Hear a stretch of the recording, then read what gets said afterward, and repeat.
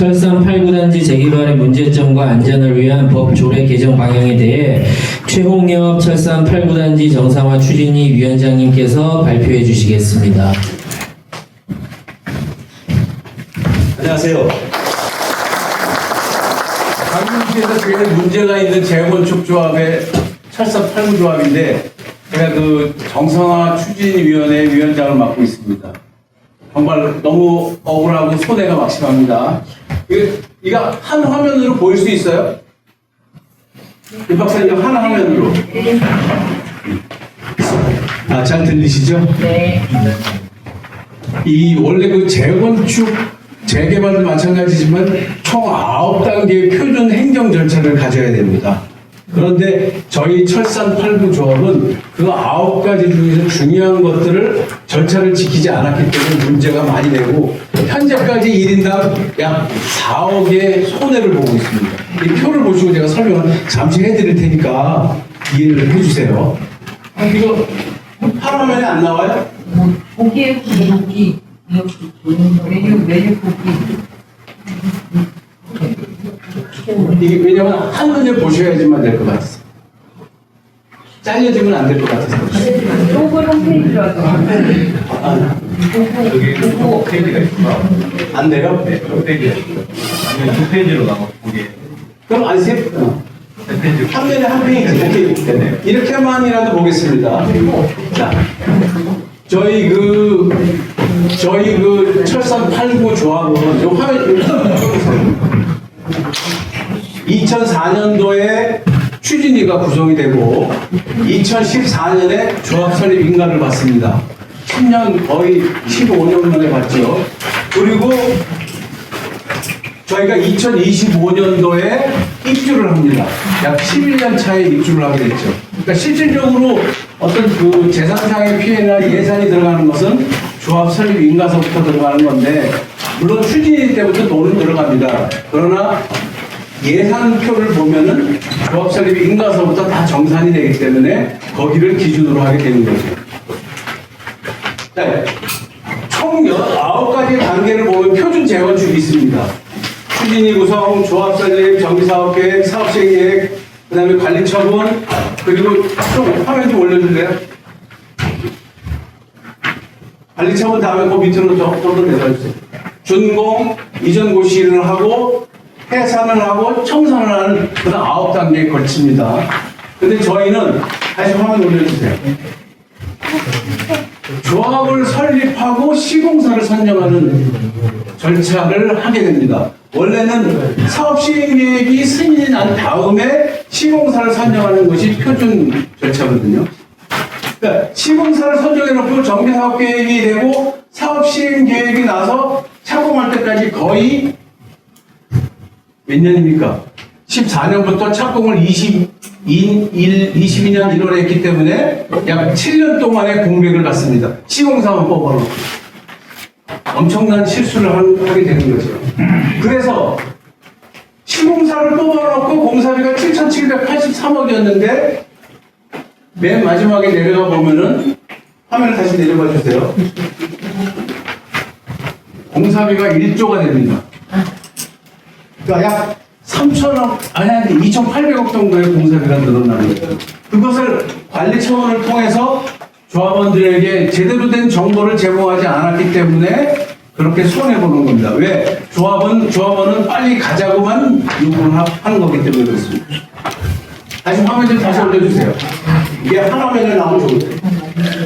추진위 구성 책임자 도시정비법에 보면은 승인권자가 관리 감독을 하도록 딱 명시되어 있습니다. 조합이 관리 감독하고 책임지는 게 아니거든요.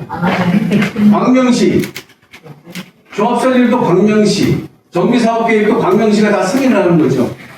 그리고 관리처분도 광명시가 승인하는 거고, 변경도 광명시가 하는 거고. 이제 마지막으로 내려가 주세요. 이제 그래서 여하튼 9번까지 보여주세요. 9번 현재 준공 중에서 가사용 승인권, 임시 사용 승인을 해서 입주를 했습니다. 5월달에. 그런데 이제 우리 이 조합이 문제가 안고 있는 게 뭐냐면은 소방안전시설 문제가 미해결돼 있어요. 굉장히 중요한 문제죠. 화재 안전이 굉장히 문제가 되는 건데요. 그리고 조합 이전 고시가 되면은 완전한 승인이 나서 이전 고시가 되면은 조합을 해산을 하는데 우리 조합이 초과이익 환수금에 걸려 있습니다. 재건축 초과이익 환수금 재초안이라고 많이 들으셨죠? 2019년도 관리처분 총회할 때 광명시에서 재초안이라고 해서 약 1,145억을 예정 금액으로 제시합니다. 1인당 5,600만 원이죠. 근데 이제 법의 기준이 약간 바뀌어서 어느 정도 이제 완화가 되지만 그래도 약 1,000억 정도를 예상합니다. 기준은 완공 시점, 준공 시점을 기준으로 하기 때문에 현재까지는 준공이 아직 안 났습니다.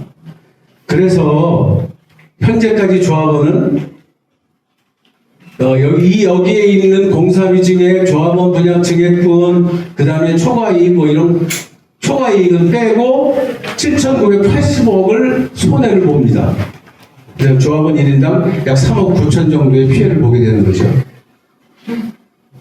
이건 광명시가 제대로 관리 감독을 안 했기 때문에, 법상 관리 감독을 안 했기 때문에 이런 현상이 나타난 겁니다. 제대로 관리 감독을 했으면은 절대로 이렇게 나타나지 않아요. 그래서 아까 저기 광명인도 대표님이 얘기했잖아요. 우리 아파트 입주하고 아들도 임대 아파트 입주하고 여러 가지 나오죠. 화면 좀 올려주세요. 다시 한번. 지금 문제가 저희가 초과이익 환수금, 대한민국에서 초과이익 환수금 낸 조합은 수도권에 77개 조합이 있는데 하나도 없습니다. 그런데 우리 황영류 조합장이 서류를 내려고 그래요. 그 광명시청에다가. 그래서 서류를 내게 되면 이제 고시를 받게 되면 재건축 초과이익 환수금을 내야 되는 거죠. 저희 조합원들은 피해를 많이 보고 있습니다. 그 다음에 청산은 아직 미정입니다. 해산을 아직 안 했기 때문에. 이건 통상 아까 또 얘기했지만은 뭐 상가도 판매를 해야 되고 여러 가지 조건에 의해서 몇 년 갈지. 심지어는 뭐 여기 16구역도 아직 청산이 안 됐어요. 입주한 지 5년이 넘었는데 뭐 그런 현상이 납니다. 자, 이제 다시 화면 내려주세요. 네. 자, 우리 철산주공 8부 단지는 2019년도에 1인당 5,600만 원의 재건축 환수 금액이 예정되어 있었습니다. 예정. 그런데 22년도에 기준이 약간 바뀌면서 24년도 5월을 기준으로 해보면은 약 이런 절차를 갖게 됩니다. 기존에는 뭐 3천만 원이었는데 뭐 8천만 원 기준으로 바뀐다든지. 그래서 5,600만 원보다는 작을 거라고 예상합니다. 그런데 어느 정도냐? 거의 5천만 원에 가깝다고 생각합니다. 왜냐하면은 이때는 기준이 2025년 기준이 아니라 그 당시에 겨우 물가 상승률을 상승한 정도로 따졌기 때문에 그런데 지금은 그 당시에 어떤 그 기준율보다 훨씬 높이 올라갔기 때문에 그대로 기준은 달라졌지만 그대로 적용되리라고 봅니다. 최종 부담금은 뭐 다 이런 공식이니까 부과 시점은 준공인가입니다. 그 다음에 환수는 기준 일로부터 6개월 이내에 환수를 해야 되고 그리고 개별 납부고지를 한 다음에 말을 안 들으면 강제 집행을 하는 거죠. 그런데 이 재건축 강남이나 이런 데 77개 조합 중에서 강제 집행한 데는 하나도 없습니다. 아직. 요거는 예를 들어서 예를 들어서 요번에 25년도 관리처분 총회 되면서 공사비 증액을 1,100억을 해줬습니다. 이 우리 조합이 피해본 거예요. 5,400만 원 해당되죠. 여기 표에서 보시는 바와 같이 현재까지 서울 경기도 재건축 77개 조합 중에서 재건축 초과이익 환수금을 낸 조합은 하나도 없습니다. 그런데 우리 조합이 재건축 초과이익 환수금을 내려고 지금 진행 중에 있습니다. 우리 조합이 아마 대한민국 1호가 되리라고 저는 봅니다. 왜냐하면은 아까 말씀하셨죠? 아레나 지으려면은 4조가 돈이 필요하다고. 저희가 취득세로 500억 냈습니다. 우리 조합이. 그 다음에 양도세로 100억 정도 내고 있습니다. 그리고 이거 재건축 초과이익이 약 1,000억을 내도록 되어 있습니다. 이거 내면서 우리가 손해보는 거죠. 이런 돈이 결국은 아레나 짓는데 아마 보탬이 될 겁니다. 이제 화면 올려주세요. 그래서 결국은 모든 것은 다 도시정비법에 나와 있는 관리 감독 기관인 광명시청이 제대로 감독해주고 제대로 감시해주면은 조합원이 피해를 보지 않습니다. 즉 광명 시민이 피해를 보지 않아요. 이제 마지막 페이지 보겠습니다. 그래서 결국은 안전한 아파트에 살고 싶으시잖아요. 그리고 재산 피해를 최소화하고 싶습니다. 여기 보세요. 도시정비법 제118조 정비사업의 공공지원 인허가권자가 오히려 방관자 형태를 가지고 있어요. 자기네들 책임을 유기하는 겁니다. 그리고 오히려 공무원이 부정부패에 결탁돼 있어요. 그런 것들을 많이 지금 자료를 가지고 있습니다. 광명시장 간담회 때 뭐라고 그랬습니까? 이거 제대로 해달라고 그랬더니 주민끼리 갈등이 생기지 않도록 하는 것이 1차 목표다. 이건 법을 진행하는 거지 주민끼리 화해하고 하는 게 아니거든요. 그리고 이 주민들이 리더십 있고 투명하고 공정하게 진행할 사람을 찾는 게 중요하다. 사람이 중요한 게 아니거든요. 법을 지켜야 하는 겁니다. 광명시절에 아까 보셨죠? 고려대 건축공학과 교수님 조례 법도 아무것도 없습니다. 그리고 특히 조합장을 비롯한 조합 관리자 능력이 부족하기 때문에 시공사나 정비사업 업체에 끌려갑니다. 그 다음에 광명시뿐만 아니라 이건 전국적인데 광명시가 특히 더하죠. 재건축 재개발 사업에 부정한 카르텔에 대한 감시가 불가해요. 감시가 없어요.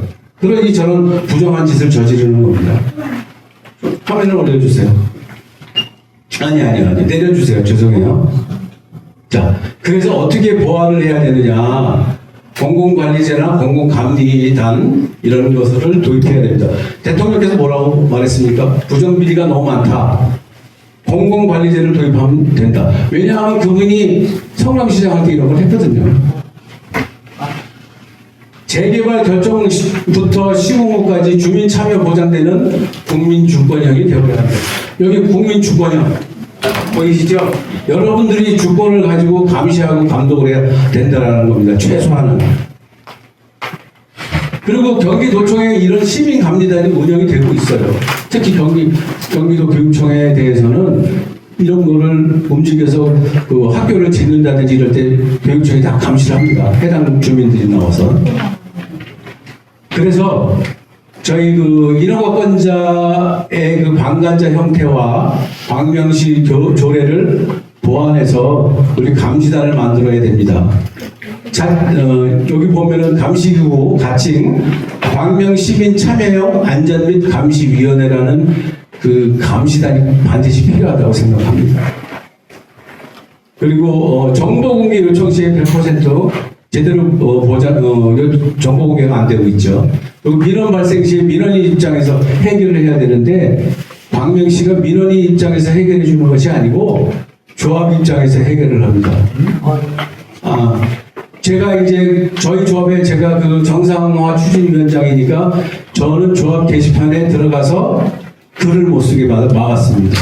그리고 조합 밴드라고는 처음부터 가입을 못하게 만들었어요. 여기 저희 재건축 조합원들 많이 와 계시는데 이 중에서도 한 몇 분은 아직도 밴드에도 가입도 못하고 글도 못 쓰게 합니다. 그 다음에 최소한 공무원 플러스에서 감시기구가 현장 확인을 하는 그런 정례가 필요합니다. 불 켜주세요 이제.